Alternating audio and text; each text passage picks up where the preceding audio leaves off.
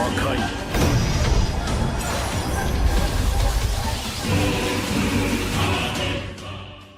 Previously on Dragon Ball Hakai, after an extremely intense and violent battle, Vegeta and Cooler finally decide to put an end to their combat with a dispute between their most powerful attacks using all the power they still had. And after a very difficult power struggle, a huge explosion occurs, destroying the last remaining planet of what was once a quintet of planets. Meanwhile, Goku begins the fight against Odisu, the great mage of the elements, a fight to protect his universe from danger and also to avenge Kiboru's death. To try to reach Odisu, Goku tests all his power levels, such as Super Saiyan 3, Super Saiyan Rose, and the power of Super Saiyan Rose increased by even 50 times by Kaioken. But despite all that effort, he couldn't even touch the mighty leader of the Celestial Mages. Realizing that he won't be able to pressure the enemy if he didn't use all his power, Goku finally decides that it's time to fight as a god of destruction, and he shows off a new transformation that has a very particular appearance, looking like a mix between the power of the energy of destruction and Ultra Instinct. What is the secret behind this new Goku's transformation? Will he be able to defeat Odisu with this new form?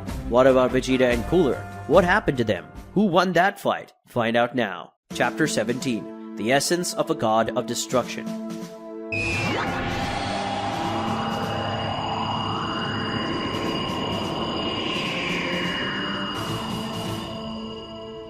Amidst the rubble of what was once the quintet of planets called Planets Quinn, Vegeta floats unconscious. Suddenly the Saiyan wakes up, and he does so immediately, complaining of the intense pain he feels. Looking from side to side, Vegeta wonders if he lost the fight after all he was passed out.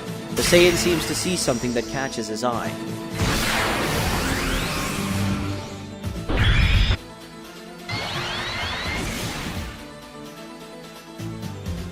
Seeing his opponent torn apart and floating unconscious, presumably dead, Vegeta smiles at the confirmation of his victory.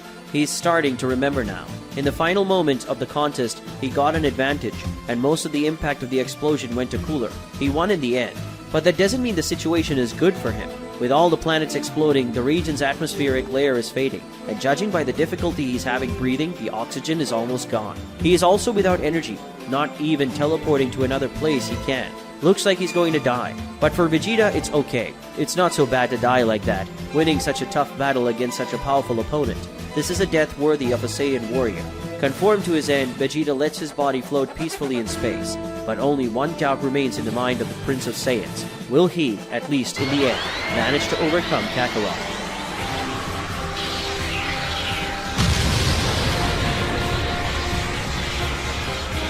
As he stares at the opponent, who has just revealed a new transformation while unleashing a massive amount of power, Odisu comments in his mind on the strangeness of Goku's appearance, wondering why his energy color is purple, like that of a god of destruction, and his hair is all white as an angel's. Could it be that at this moment he is balancing the power of Ultra Instinct and the energy of destruction?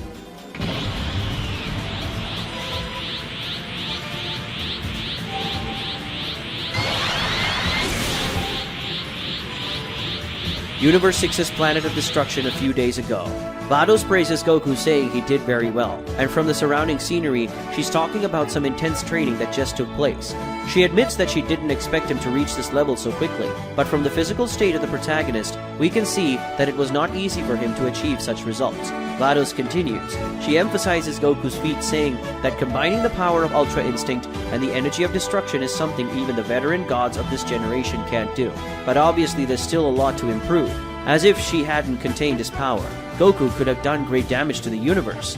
But the truth is, Goku doesn't even understand what he just did now. It all happened so fast. He felt an extraordinary power coursing through his body, but at the same time he felt as if nothing mattered.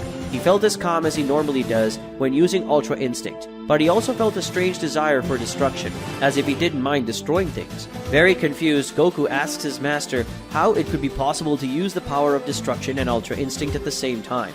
These two types of power should be opposites, right? Since the power of Ultra Instinct demands tranquility, while the power of destruction demands destructive desires. GLaDOS explains to her disciple, Mr. Goku, I've explained this to you a few times. Although the first steps to learning Hakai and mastering the energy of destruction involve feeling negative feelings, this is not the true essence of it.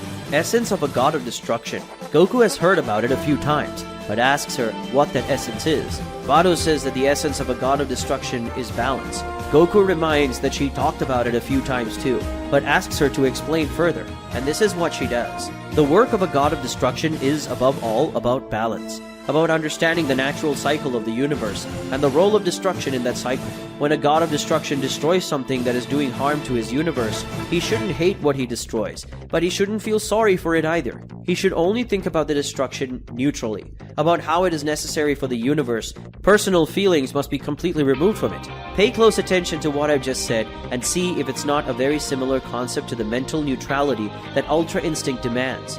Reflecting on her words, Goku agrees. In fact, they seem to be two different ways to reach the same end: neutrality. Exactly, says Vados. She swings her staff, then lifting the sacred object as a magical light is ignited in the orb above. And then she continues to explain while bringing up a hologram to better illustrate what she is talking about. Although the feeling of complete mental and spiritual peacefulness of the Ultra Instinct and the feeling of destruction may seem extreme opposites, the truth is that both have something in common: purity. Both require to deny your own desires and feelings, and the greater the detachment, the greater the success in mastering these powers. The closer you get to that state of purity, the more you will realize that these two powers are sides of the same coin. When this balance is reached, it is possible to achieve neutrality between these two powers that seem so opposed, and this results in the transformation that you have just used. In other words, the more you let go of your feelings and empty your mind, the more you can use these powers in complete harmony. While undoing the hologram, Vados finishes her explanation. Vados says, you must understand the need to destroy your target and put that need above your feelings. That is the essence of the power of a god of destruction. And at the same time, you need to turn off your mind and let your body act naturally. That's Ultra Instinct. Goku seems to understand the short lecture he just had, but despite that, he doesn't seem satisfied. That means he would become neutral like Whis and Beerus, right? Will he stop caring about the things he destroys for such neutrality? Doesn't this mean that he will become apathetic and lose his humanity? Faced with all these questions, Vados responds by throwing reality in Goku's face. But Mr. Goku, you are no longer a human. You are a god of destruction.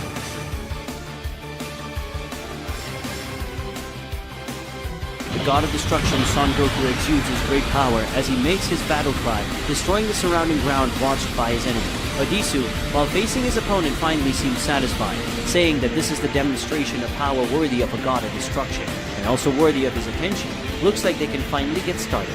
Seemingly unwilling to talk, Goku charges at his foe while ordering him to prepare to face Son Goku, the Universe 6's god of destruction. Odisu glares at the oncoming opponent while observing his great speed, and when their bodies collide, he also notes the great strength of the destroyer. Such strength that is evidenced when the impact pressure of their collision destroys much of the surrounding frozen ground. After the first clash, both go up towards the sky as they meet and clash their blows many times until they go toward each other for a clash that is sure to be much more aggressive. But this encounter does not happen as Odisu, who was in front of Goku, disappears to escape the direct encounter with the destroyer and reappears above him to try a kick. But using the evasive abilities of Ultra Instinct, Goku passes over the mage with a somersault and finishes his move with a kick that, despite being blocked by Odisu, impresses the mage with great strength, which is proven by a large impact wave that forms around them and by the mage's forced push afterwards. Odisu heads towards a large glacier, while in his mind he reflects on his enemy's power.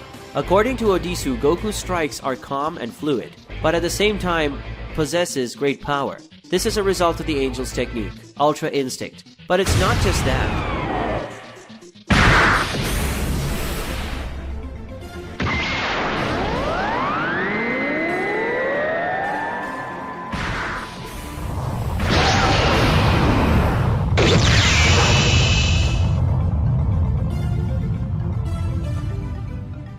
Reappearing behind Goku, Odisu continues his comments. Despite all the tranquility and serenity in his blows, they are filled with the desire for destruction. His attacks are extremely deadly and destructive. Turning to the mage, Goku asks what is the problem. He was the one who asked him to use more power, right? He changed his mind? Odisu responds in what appears to be a compliment. Fighting with a mind so empty and balanced to the point of using the ability of angels with such precision, and at the same time being able to use the powers of the energy of destruction at such a reasonable level. It seems that you are really much more genius than which at first appears to be. You have my congratulations, Son Goku. With this short demonstration of your power, I could already see that you have great potential. But Goku thinks Odisu is too cocky with his words, asking the mage to stop acting like his superior. He doesn't want to be arrogant, but he knows he's much more powerful now. and from the few blows they've exchanged, he knows that Odisu no longer has the upper hand. But the mage smiles at that. Does Goku think he has the upper hand? What a fool's statement, especially considering that he hasn't used his true abilities yet. Goku wants to know what his opponent means. Odisu explains he is a mage, so magic is his main ability. If that's the case, Odisu should start with using his magic at once. Goku wants him to use all his power before completely destroying him. Odisu agrees. He thinks this is a fair request as Goku has also fulfilled his request and shown his true power.